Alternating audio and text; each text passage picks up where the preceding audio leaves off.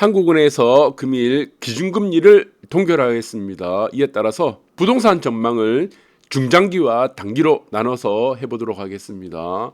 영상을 띄엄띄엄 보면서 지금 뭐 그런 말을 했네 마네 이런 소리 하지 마시고 정독을 하시기 바랍니다. 자, 중장기적으로 봤을 때는 가장 중요한 것은 금리와 그리고 출산율, 단기적으로 봤을 때는 수급이 되겠죠. 그 수급도 금리에 따라서 결정된다 이렇게 보시면 되고, 부동산도 아파트도 결국에는 재화입니다. 재화의 일종이다. 재화는 어떻다? 영원히 상승하거나 영원히 하락하지 않는다. 상승기 때는 영원히 상승할 것처럼 보이고 지금과 같은 하락기에는 영원히 하락할 것처럼 보이지만 세상은 그렇게 만만치가 않습니다. 여러분들 잘 판단하시기 바라고 영상을 끝까지 정독하시기 바라겠습니다. FMC 간밤에 지금 이제 긴축에 대한 재확인이 들어갔는데 우리가 좀 지금 빅스텝이나 자이언트 스텝을 우리가 생각할 수도 있지만 0.25% 인상 정도로 지금 뭐 예측이 된다고 합니다. 결국에는 이 무슨 말은 무엇이냐? 금리로 지금 물가를 잡는 것은 한계가 있다는 겁니다. 결국에는 이 물가란 요인은 무엇 때문입니까? 세 가지가 있었습니다. 1차는 무엇입니까? 코로나로 인한 과도 유동성이죠. 그래서 무제한 양적 완화 때문이고, 2차는 전쟁입니다. 우크라이나 전쟁. 지금은 3차죠. 3차는 무엇 때문이다? 미국. 지금 이것은 고용 문제입니다. 고용. 전 세계 일자리들이 공장들이 미국으로 다 가다 보니까 자, 고용발 쇼크에 의한 물가 상승이다. 저는 그렇게 보고 있습니다. 그런데 여기서 특이한 것은 무엇이죠? 지난 시간에도 말씀드렸지만 1차 코로나 때와 이제 물가 쇼크, 2차 전쟁으로 인한 원자재 값 상승으로 인한 물가 쇼크는 전 세계 공통적으로 영향을 미칩니다. 그런데 지금 미국으로 인한 고용발, 미국의 일자리가 넘쳐나면서 생기는 것은 이건 미국만의 문제라는 겁니다. 그래서 지금 미국을 따라갈 필요가 없다는 겁니다. 전 세계가. 미국만의 문제이기 때문에. 미국의 일자리가 많아가지고 물가가 올라가는데 우리나라가 무슨 상관입니까? 우리나라 금리 올린다고 해결되는 문제예요. 다른 나라지. 그래서 이런 부분들을 여러분들 잘 보시기 바라고, 지금 우리나라가 금리를 올리네 만에 환율에 영향을 받지 않습니다. 지금의 환율은 무엇에 따라 결정됩니까? 미국의 경제 사정에 따라서 결정된다. 라고 보시면 될 것 같아요. 그래서 미국의 경제 지표에 따라서 모든 것이 환율이 영향을 받는 상황이기 때문에 우리나라와 금리와는 전혀 연관이 없다. 그래서 우리나라는 동결하거나 인하를 시켜야 된다고 제가 말씀드렸습니다. 우리나라 혼자 금리 내린다 올린다 국제 금융시장에서는 아무 의미 없습니다. 80년대 이전이나 자본이동이 금리를 따라 이루어졌지만 지금 시대에서 투자의 시대는 금리에 따라서 자본이동 절대 일어나지 않습니다. 자, 불확실성에 지금 3.5% 심표찍은 하는, 결국에는 지금 5명이 최종금리를 또 올려야 된다고 하는데 지금 매국노성 발언을 하고 있죠. 자, 우리나라는 지금 금리도 올린다고 해서 이 물가가 지금 5%대에 달하고 있지만 마찬가지입니다. 물가 올린다고 물가가 잡히는 게 아니라 금리 올린다고 물가가 잡히지 않습니다. 연관성이 없다는 겁니다. 이제까지 금리를 계속 올렸다면은 자, 이것이 어느 정도 우리가 좀 이제 시차를 두겠지만 금리와는 연관이 없다는 거다. 이렇게 보시면 될 것 같습니다. 자, 그리고 이제 중요한 것은 물가 안정 확신 없이 금리는 시기상조라는 이 밑에 했지만 결국에는 이제 물가 안정이라는 목표가 있겠죠. 이런 부분들이 5명을 제외하고는 지금 물가를 잡는데 금리와는 지금 큰 어떤 상징성이 없다. 효과가 없다는 것을 지금 보고 있다는 겁니다. 그래서 하는 데서 가장 문제는 이겁니다. 지금 성장률이 되겠죠. 그래서 지금 제가 시급한 거는 제가 말씀드린 거예요.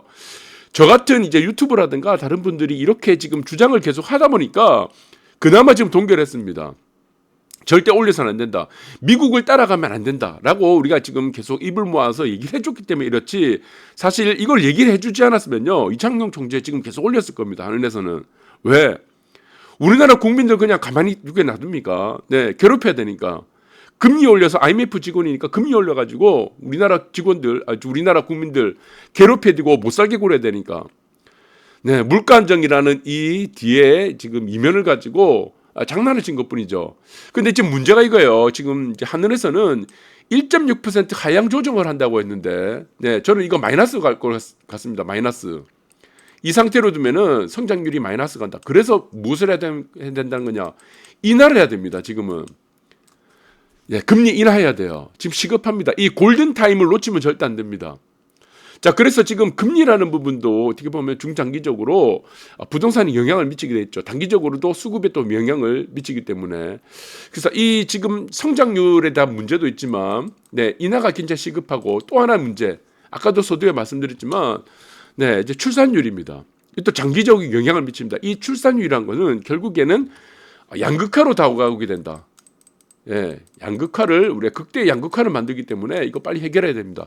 그래서 지금 출산율도 0.78명으로 지금 최종적으로 지금 나왔습니다. 지금 나왔고 저출산에 대해서 문제가 심각한데 이거를 빨리 해결해야 되는데 자, 이거는 저출산의 문제는 어떻습니까? 이거를 정책으로 풀려고 하면 안 돼요. 이 대책으로 풀면 안 됩니다. 이거. 이 말이 뭡니까? 이거는 정치적으로 뭔가를 풀려고 한다. 그래서 무슨 뭐 데스크포스라든가 어떤 팀을 만들고 어떤 부서를 만든다 하면 안 됩니다. 왜 하면 안 됩니까? 저출산의 문제를 어떻게 풀어야 됩니까? 돈을 주면 되는 거죠. 돈 직접. 예. 그래서 이 저출산의 문제를 해결하는 방법은 무엇이다? 네, 현금입니다. 현금을 주는데 무슨 대책이 필요하고 뭐 정책이 필요합니까? 그냥 주면 되는 거죠. 그 다음에 무엇입니까? 세제 혜택을 주는 거죠. 이거 말고는 방법이 없습니다. 그러니까 아이를 낳는데 내가 이득이 되느냐 이득이 되지 않느냐. 지금은 아이를 낳는데 이득이 되지 않으니까 나한테 이익이 되지 않으니까 안 낳는 겁니다. 그래서 지금 일본처럼 유럽처럼 뭐 프랑스라든가 지금 다른 나라처럼 하는 대로 정책이나 대책을 만들지 말고 그냥 현금을 주고 혜택을 주라는 겁니다.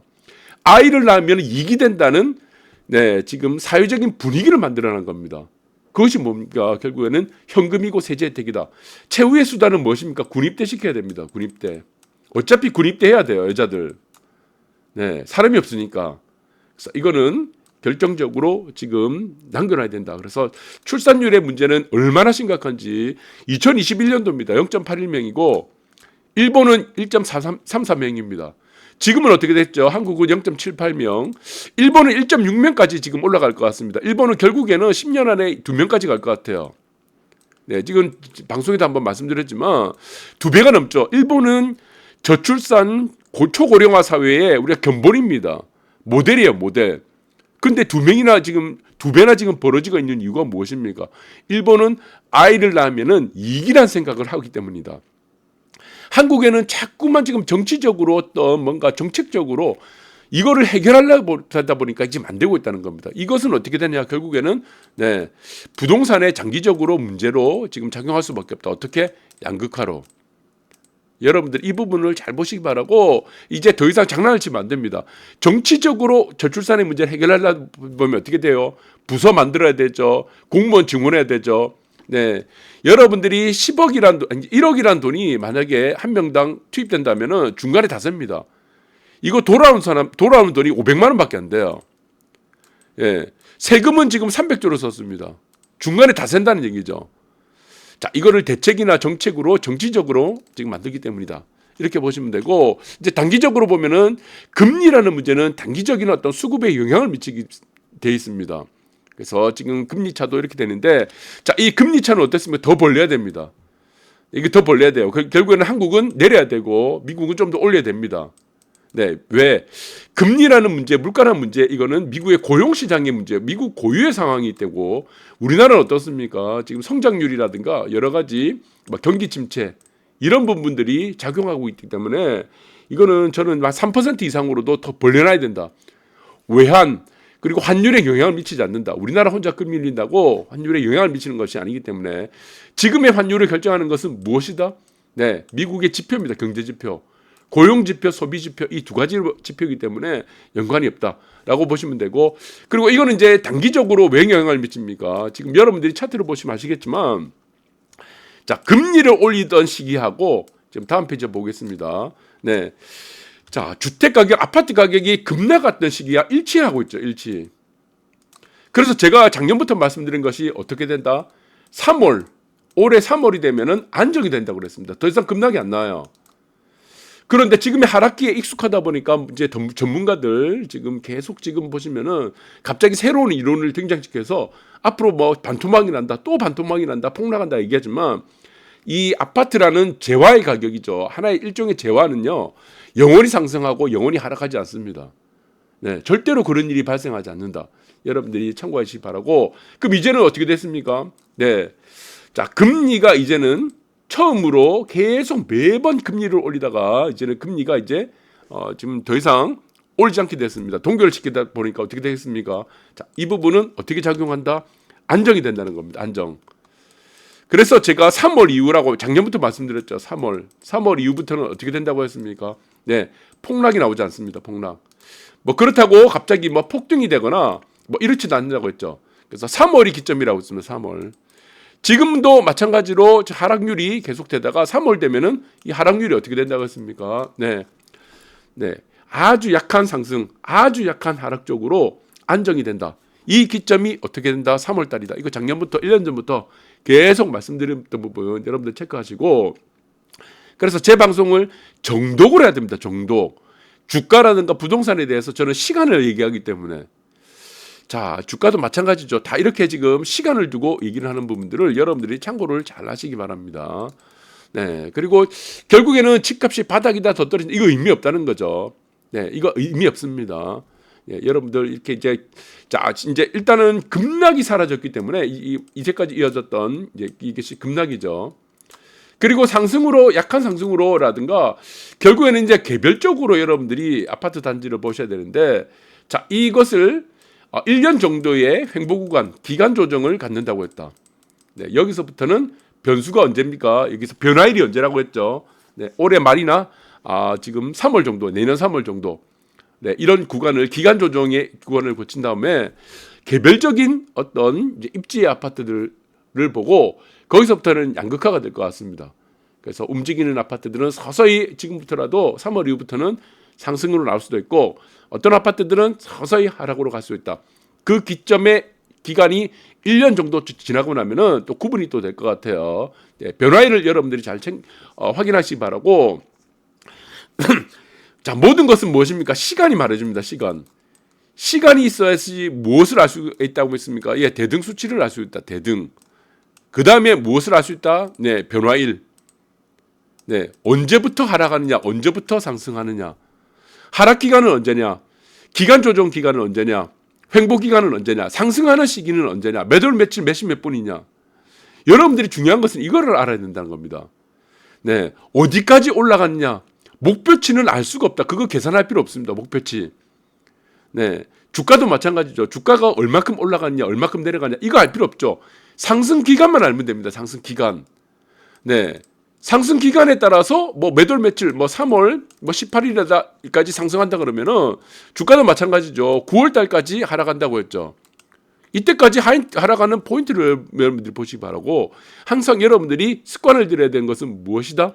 네, 얼마만큼 어디까지 올라가는 것이 아니고 언제까지 올라갔냐, 언제까지 내려갔느냐, 이런 부분들 여러분들이 잘 체크하시기 바라겠습니다. 참고하셨음 바라겠습니다. 감사합니다.